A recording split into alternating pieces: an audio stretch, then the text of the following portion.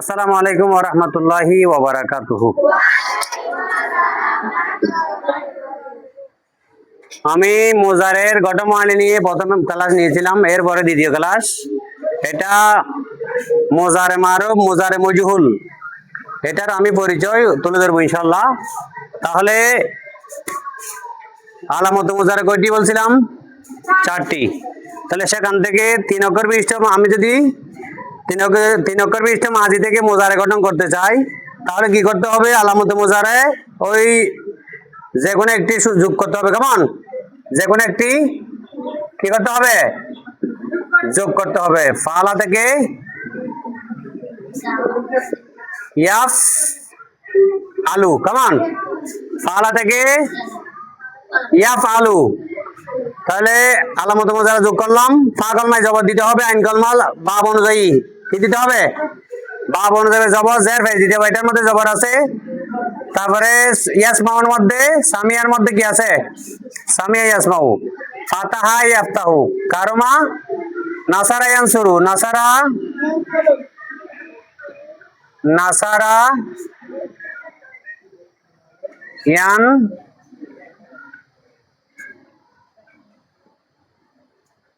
সরু। ঠিক আছে? জরাবা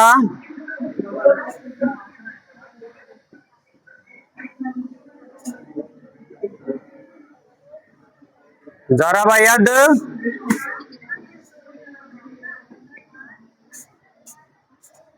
রিবু। কেমন? জরাবা ইয়াদ রিবু। কয়টা পাইছ? জরাবা ইয়াদ রিবু। সামিয়া, এটা সামিয়া ইয়াসমাউ। ইয়াসমাউ।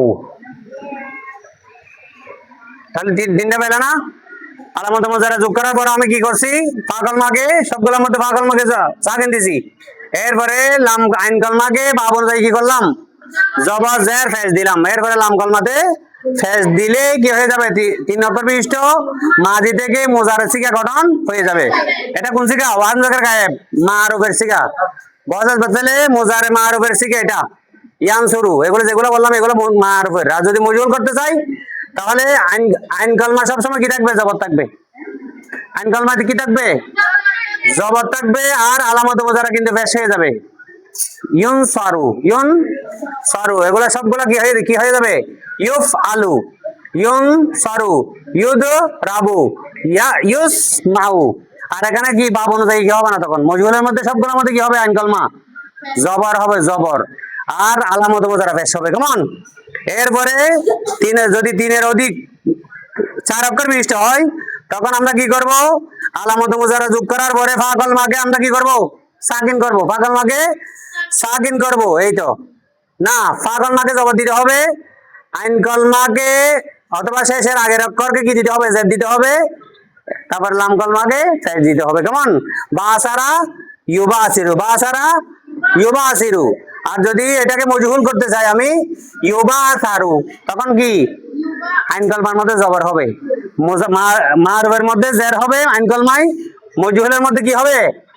আইন কলমায় জবর হবে। সবসময় এগুলো খেয়াল রাখবা মজহুল ধরার জন্য। এরপরে যদি 4 অক্ষর বিশিষ্ট মাঝের মধ্যে কি হয়? হামজা হয়, তখন হামজাটা মোজারের মধ্যে গিয়ে কি হয়ে যাবে? বিলুপ্ত হয়ে যাবে। যেমন আকরামা থেকে ইউকরিমু। আর এটাকে যদি আমি মজহুল করতে চাই ইউকরিমু হবে না, ইউকরামু। এখানেও ফেক আছে, ওখানেও ফেক আছে। এখানে পার্থক্য কি? মারুফের মধ্যে মোজারে মারুফের মধ্যে জের হবে আইন কলমা, মোজারে মজহুলের মধ্যে কি হবে? জবর হবে। ঠিক আছে? এরপর আসো যদি 4-এর অধিক অক্ষর বিশিষ্ট হয় তখন আমরা কি করব? তখনও ইজতানাবা থেকে ইয়াজতানিবু, আলিফকে ফেলে দিতে হবে মোজার মধ্যে গিয়ে। আলামত মোজারা যোগ করব। তারপরে শেষের আগের কলমাতে কি দিতে হবে? আইন কলমা, অর্থাৎ আইন কলমাতে জের দিতে হবে, লাম কলমাতে ফেজ দিতে হবে। আর মজহুলের মধ্যে গিয়ে কি অবস্থা? শেষের লাম কলমাকে ফেজ দিতে হবে, আইন কলমাকে মজহুলের মধ্যে কি দিতে হবে? জবর দিতে হবে। এখন ইজতানাবা থেকে ইয়াজতানিবু মারুফ, ইউজতানাবু মজহুল। ঠিক আছে? এইভাবে আমরা সিগাগুলো কি করব? নির্ণয় করব ইনশাআল্লাহ।